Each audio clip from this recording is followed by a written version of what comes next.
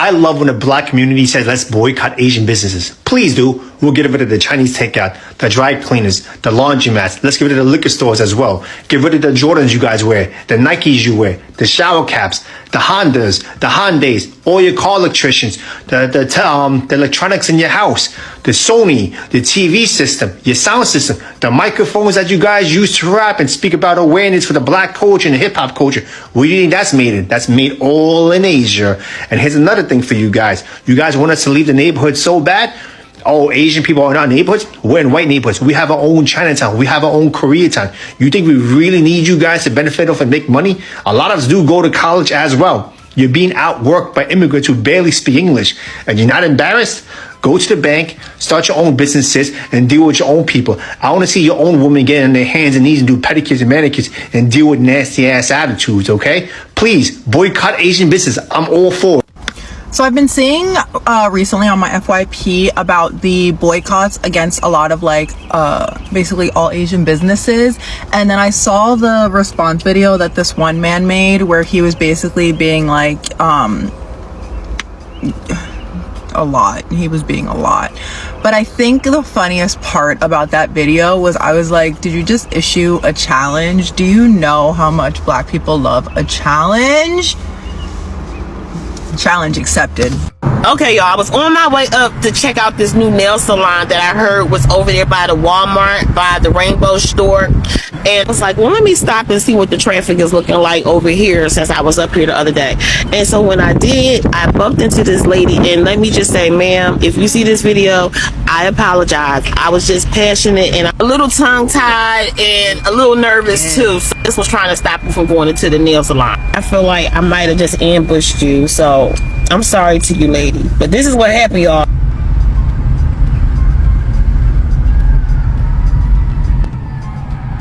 Is anybody in the nail shop? Is it customers in there? How many? About 3? That's 3 too many. We on an Asian business boycott. That means food and everything. Yeah, because when they killed that boy Cyrus, that little 14-year-old black boy, yeah, the Asians came out and started talking junk about how we need them in our community. They said, who you gonna buy your liquor from? Oh, no, man, we doing an Asian boycott, man. Don't go in there. We're boycotting Asian businesses. We got a black nail salon right across the street. Walk-ins welcome. We're not supporting them no more, sister. I'm trying to tell you. You do what you... No, I'm just trying to inform you. I'm not trying to tell you. I'm trying to inform you. There really is a Asian boycott going on in the black community. A lot of people aren't on social media, which is where it originated, because that's where the insult started. There was an Asian little boy there was a black little boy that got shot. His name was Cyrus. He was 14 years old, and he went inside of an Asian convenience store. They thought he stole a bottle of water, and he shot him. The conviction, he got away with it. The trial was last week. After that, a lot of people in the Asian community that own businesses came out and started talking about how we don't need them. If we boycott them, that it's not going to mean anything to them because we need them. They're so embedded in our community. Where you going to get your liquor from? Where you going to get your nails done? Where you going to get your eyelashes? Where you going to buy your weave hair at? This is what it says. So we are supporting intentionally black-owned businesses. Now, if you would let me I'm sorry, I'm just passionate. I was trying to just get your attention. Right across the street, the Golden Nail, the Gold Nail, it's a black-owned walk-in salon across the street, and it's called the Gold Luxury Nail Bar, and it's right next door to the Planet Fitness. The owner is KK, and they do beautiful service. It's another black-owned hair store that's right there in Fairburn, and it's another one over there in it's a lot of them in Jonesboro. You just have to look intentionally. That's all I'm trying to say. Just be intentional, because we can't keep spending our money with them. We're trying to rebuild our own wealth and invest in ourselves right now. And so I'm just trying to spread the word. I just happen to be riding past. Okay, so I just want to. It's called the Luxury Nail Bar. No, we have to listen. That man said something horrible. He said we don't need them. He said we need them. You understand what I'm saying? I'm not, listen. For years we've been going through this. Okay, for years they know the black community is what feeds them, clothes them, gives them the opportunity to drive these nice cars and stuff. Nobody was listening. We wasn't even saying nothing about it. But y'all killed one of our children. No, it was in South Carolina. Happened 3 years ago. Just be aware. Okay. All right. Yeah, and black people, it's more than just boycotting. It's about blacking them out completely. It's about stop allowing them access to the community. It's about taking accountability. It's about stop inviting people to the cookout. No to-go place, no sharing stories with them. It's about building community. It's about gaining our self-respect back as a collective. It's about gaining respect for each other as a collective. Because this is not centered around them. It's more than just shopping at black businesses or creating more black businesses. It's about building community with other people. And it's about creating business with each other. One thing that they have stripped from us as a collective is simple respect for one another. We can't stop what they already set in motion, but we can take our power back. And they stripped us of community because they don't have community. Their community is centered around racism. And there's no space to be trying to get over on anybody else. Each one teach one. If you got gems or information to drop or share with people, then do it. If you can start making a financial group or an investment group with people, do it. Let's share this information. Even if it's through Messenger, even if it's through offline, let's share this information with each other. And to the people who got something to say about people boycotting Asian businesses, why is it bothering you? Let's start there. Heart posture is everything. Even the black people coming out and critiquing it, why is it bothering you? Why is it bothering you that black people don't want to spend their dollars with people that treat them like crap? Tell me. Tell me. And then I hear some people say, well, the Asians have everything. They have this app. Yeah, we know. Yeah, we know. So we're going to do what we can and let people do what they can do. Why is that bothering any of you people? Start there. Tell me, why is it bothering you, especially black people? That since people are coming out, not the violent, stupid people, but people that choose not to spend their money with these people first, especially it's a lot of the Republican conservative people. First, y'all was all on Ice Baby. And now y'all against black people with everybody, right? This is what I say. This is ridiculous. They unalived a 14-year-old boy over a bottle of water, chased him 130 yards, pew-pewed him in the back, and a jury looked at all of that and said, not guilty. And then an Asian man got on the internet, not to mourn, not to condemn, to dare us. He listed everything black people buy from Asian businesses: Chinese food, dry cleaners, laundromats, Jordans, Hondas, microphones, for God's sake. And then he said, go ahead, boycott us. See what happens. I mean, he was taunting us that I love when. That wasn't concern. That was a man who thinks we have no options. That wasn't just disrespect. That was confidence. That was a man who genuinely believes black people are trapped, that no matter what happens, we will always come back, that we need them more than they need us. Today, I want to talk about whether he's right, because here's the thing, this isn't new. In 1991, a 15-year-old girl named Latasha Harlins walked into a Koreatown convenience store in Los Angeles, accused of stealing orange juice. The woman who unalived her got probation. Orange juice, water, 35 years apart, 2 black children, 2 acquittals. And that is not a coincidence. That is a pattern. And when the same thing keeps happening over and over again, it stops being a tragedy and starts being a policy. The legal system did not fail Cyrus by accident. The legal system worked exactly as it was designed. And that is the uncomfortable truth that we have to hold in our hands before we can talk about what comes next. Let's watch a few more clips and I'll come back with my commentary. Creators' handles are in my description box below, so go give them some support. The worst thing that Asian fella did was to make a threat against the black communities. A $1.6 trillion industry, especially in black communities alone, where most of the Asian stores, nail shops, beauty supply stores are highly dependent upon the black dollar. So if you take away those, those stores will run out of business within 3 weeks. That's where it starts. And then it's going to go up to where the supply chain is, where they're getting the goods from. That's going to be highly affected. But in order for this to be a good effect on the black Americans, we must build our own manufacturing shops right here in America. This crackerjack right here, he was talking to y'all. He wasn't talking to me.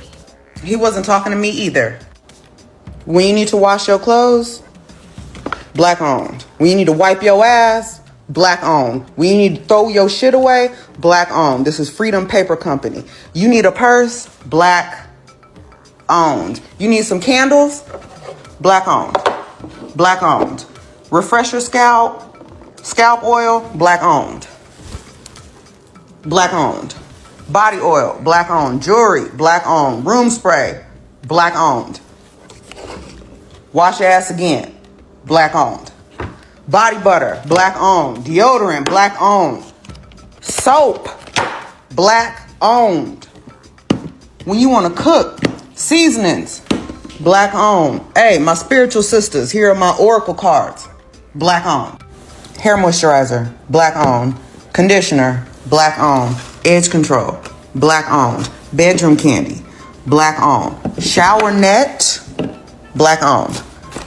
I don't know if this is black owned, but I bought it from a black woman. Even my dresses, black owned. Black owned. See, I had already started doing it, but it's time, black folk. It's time. We know for a fact that this particular group of people would probably have to pack their bags and go back to their goddamn house if we didn't shop with them. Let's go and do it. I already started doing it a few years ago. I'm gonna be honest. Once I moved out toward the West Coast and actually met them, I said, shit, I got a chance to make money off of them because of my license and my profession. But I ain't giving them shit else. I think we need to start doing it. I literally had somebody ask me today, oh, you're boycotting Asian businesses? I said, what? They said, yeah, all y'all black people. All y'all black people is boycotting Asian businesses. I said, I'm not boycotting Asian businesses. She said, oh, you're one of those scab people. I said, no, I am not a scab. I am not a person who crosses lines or boundaries unlike yourself. I said, I will not be boycotting Asian businesses. I will be supporting Black-owned businesses. While I have you all here, regarding the boycott of Asian businesses, I don't really see it as a boycott per se. I see it as more of a contraction. Because as far as I know, like, there aren't a list of demands that Black people are asking for in order for them to start patronizing Asian businesses again. I think what is happening is that as a whole, they are pulling back away from patronizing all Asian businesses until they start to realize that cozying up to white supremacy is not all it's chalked up to be. I think Black people as a whole are saying, listen, you're not hearing us when we say that unlearning your anti-Blackness will be beneficial to you, because you do in fact need Black people in order to survive and thrive, right? So since you're not hearing that, maybe you will feel it. And I've seen several videos from Asian creators, right? And I'm not saying that all Asian creators are a monolith, but I am pointing out that a couple of them did, like, some of them pointed out that after George Floyd was killed, we didn't start boycotting white businesses. First of all, Cup Foods was owned by either a Middle Eastern or a Southwest Asian family. And the reason I remember that is because Hassan Minhaj did a section on the killing of George Floyd and pointed out that the store owners who called the police on George Floyd were a part of the community, and that there is in fact anti-Blackness in that community, and it does need to be addressed. I remember that specifically. So that's one. But two, I bring this up all the time. There's a saying in my mother's place where they say that the child that can't hear will feel. We have been screaming, crying, throwing up, screaming it from the mountains to the valleys, that unlearning anti-Blackness will be beneficial to other POCs, because if they unlearn their anti-Black bias, it will be easier to fight white supremacy. They haven't been listening. Maybe they will feel it. Maybe Black people forcing them to go and integrate with the white supremacists that they love so much, only to realize that they don't like them either. Maybe that realization will get them to come back to the table so that we can have an open and honest conversation about anti-Black bias and why it needs to be unlearned. So, other beauty supply stores in her area, and the allegations are those stores said no. So I did not know that in order to own a beauty supply store and get supplies from a distributor, you have to get the permission of other beauty supply stores surrounding your area. I did not know that. And what she was saying was a lady named Matisse was trying to start a Black-owned beauty supply store, but she could not get the distributors to give her products because all the Asian beauty supply stores said no. So you have to get the permission of all the surrounding beauty supply stores in order to get products from the distributor, which I knew because I figured something was wrong every time a black person tried to open up a beauty supply store. What kind of law is that you got to get the approval of all the surrounding beauty supply stores? So that's like a monopoly. So the Asian beauty supply stores have a monopoly in our neighborhood where we can't open up a beauty supply store and get supplies from the distributor because they are saying no. But yet you keep going buying your products from Asian beauty supply stores. Yet you keep going buying your products and food from Asian markets. This is why we can't get anything. And they're in our area. How the audacity of them to say no. But I tell you what, if we stop shopping with them, we can dry them up. There will be no Asian beauty supply stores in the area to ask. But see, we need to get on one accord. That's where we start doing the supporting of black businesses only. And I mean only. That's where we need to start doing group economics with our people only. They are holding us back. And see, what they say, there's no systematic racism. But to me, if you're in my community, surrounding my community as well, and I have to ask you to use the distributor that everybody else is using in order to fund and to fill my beauty supply store, even though I still got to pay for those products. It's not free. You're still paying for the products from the distributor. So it's not like they're giving you anything. All they're doing is saying, okay, you can use the distributor. But without their okay, you cannot use the distributor. That's why when we do open beauty supply stores, it costs us hundreds of thousands of dollars out of our pocket because we can't get that wholesale price that they're getting. And then we keep going there buying stuff from them because their stuff is cheaper. Their stuff is cheaper because they're using a distributor that they won't allow black people to use, and they're in our communities. The audacity. How? And how are we not boycotting these Asian-owned beauty supply stores? They don't care about us. They don't support our community. They don't put anything back into our community. And they blocking us from using the distributor. And they're keeping us from starting these businesses in our own community. You really done had it, huh? It's time to boycott all Asian businesses. Now, even Pastor Jamal Bryant stepped up. He looked at the Dare video and he called his congregants to action. He said, "We are boycotting Asian-owned businesses." And I respect Pastor Bryant. I understand where that call comes from. It comes from grief. It comes from fury. It comes from a community that is exhausted from being told to be peaceful while their children are being buried. But I need us to be strategic because there is a difference between power and reaction. And right now, we are reacting. If we boycott every Asian nail salon and every Chinese takeout spot tomorrow, what actually changes? Rick Chow still walked free. Let me give you some context because this matters. Asian immigrant merchants didn't choose black neighborhoods because they wanted to exploit black people. Most of them were locked out of wealthier, whiter communities by the same system that redlined black families out of generational wealth. They built where they were allowed to build. And that doesn't excuse anti-blackness, not from anyone. If you take black dollars and treat black customers like suspects, that is unacceptable, full stop. And that culture of surveillance and disrespect in black communities has to be challenged and confronted. But let's be clear about who engineered this situation.